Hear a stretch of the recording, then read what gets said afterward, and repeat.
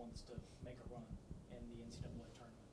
And it starts just a one game at a time mentality, but just the overall, you guys put together a complete effort today, really on both sides of the ball. Defense getting after it like they always do, and offense had some timely long drive touchdowns, your explosive plays too. It just seemed like you guys were playing typical DePauw style football today, and it's just a survive and advance here in the NCAA tournament. Yeah, you're exactly right. I mean, we're taking this thing one game at a time, and these seniors, including the guy to the right and the guy to my left, have clear goals about what we want to accomplish this year. And this today was just another step in that.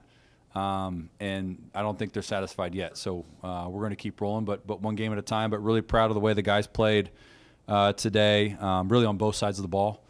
Obviously, looking at the stats here, I don't think the stats tell the whole story, especially looking at some of the stuff. But, defense played bend but don't break, and only giving up 20 points to them. And obviously they got that one at the very end. Offensively, I thought we were really explosive. We even had 2 other touchdowns that got called back. And, on defense, I think we had 2 turnovers that did not get called in our favor. So, that's just the way the game goes. And we talked about being gritty and being able to overcome adversity, and that's including breaks in the game. That's including calls. That's including, any adversity that we have during the game. So proud of our guys for playing DePauw football. Nathan, you created it seemed like Maryville had you probably a couple times in the backfield, but your ability to really extend plays, extend the pocket, and then find your open receivers down the field. And talk about just that ability to. It seemed like they had you a couple times. Yeah.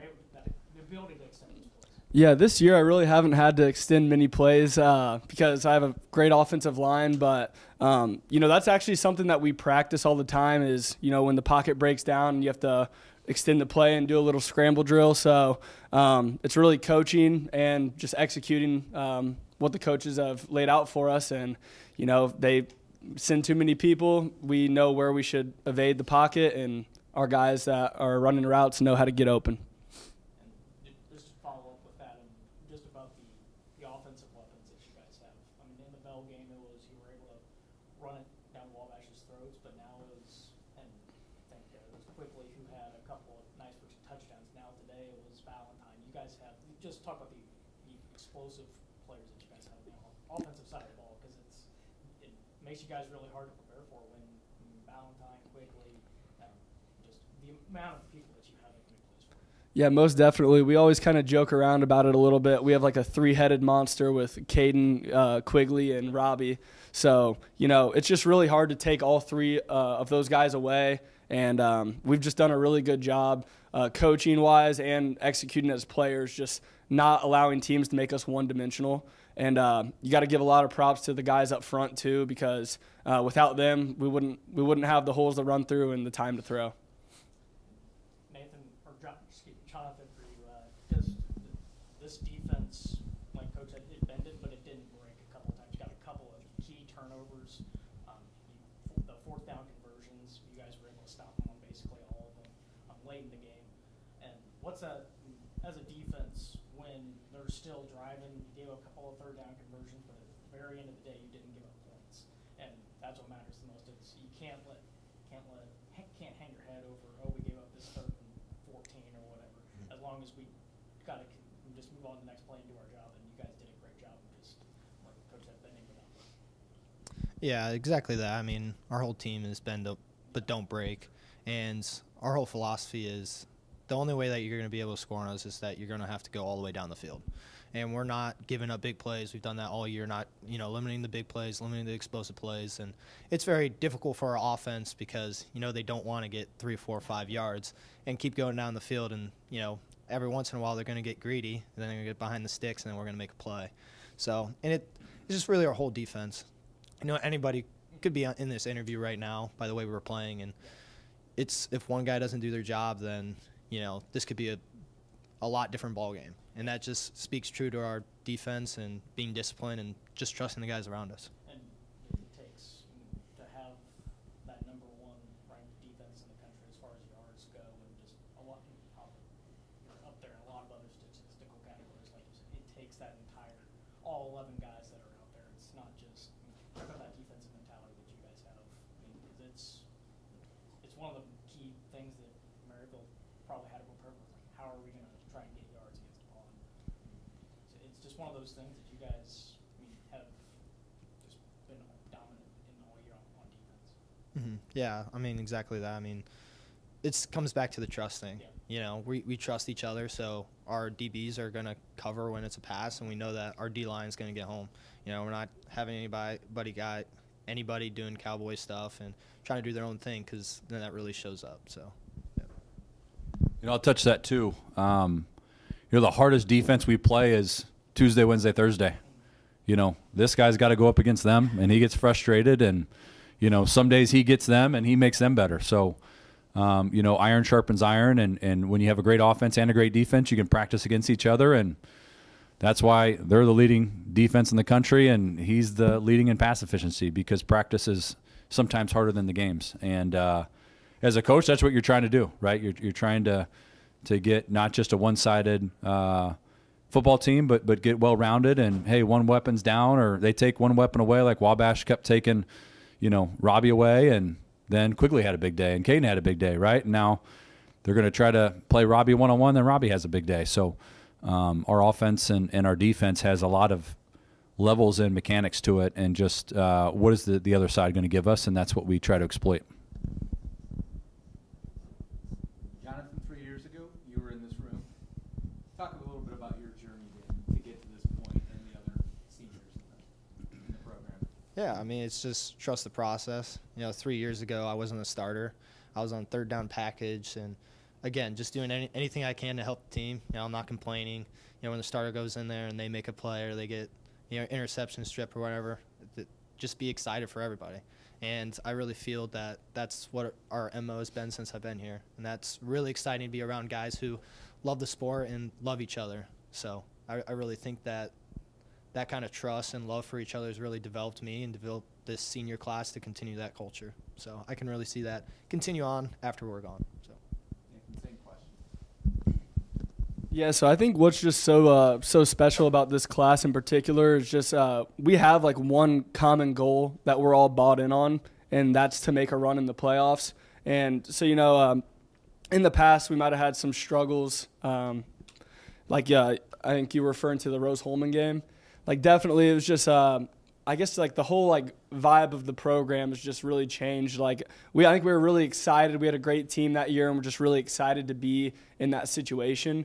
And then over, the last couple of years, all the guys in our senior class have been talking like, why not us? Like, why not go win 4 conference championships and make a run our senior year? So I guess it's one of those things that the difference between right now and 3 years ago is the confidence that this group has that we can go make a run and accomplish what we want to.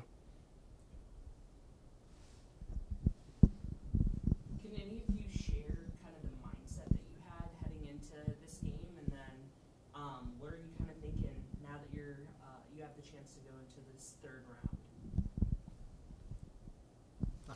Start with me, we'll go down.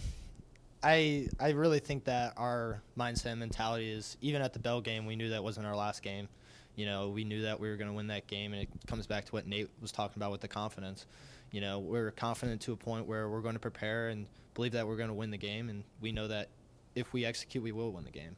So I think that it's just going to come back to preparing for John Hopkins, and we know that if we prepare and we go out there and execute on Saturday, there's no doubt in my mind that we can make an even further run in the playoffs, and that's what we've been talking about, and there's no doubt in my mind that that can't happen. Sorry, could you repeat the question? Yeah, just the mindset heading into this game. We'll start there, and then I'll share the second half. Yeah, definitely like a lot of respect for Maryville, but at the same time, it's the confidence that you like. Obviously, you respect your opponent, but it's that confidence. Whereas if we do what we're supposed to do and execute the game plan like we should, then we knew that we should be able to take care of business today. But it's really just a dog mentality. Like we know, like, we all talk about the players and the coaches. We all talk about the situations like, hey, if they make a good play, they're going to make a good play. Like, you got to make good plays to win. So it's not getting too high or too low and not riding the momentum roller coaster of the game. And it's just, sticking to trusting the guy to your right and to your left. And then the second question was, what's your mindset heading into this third round?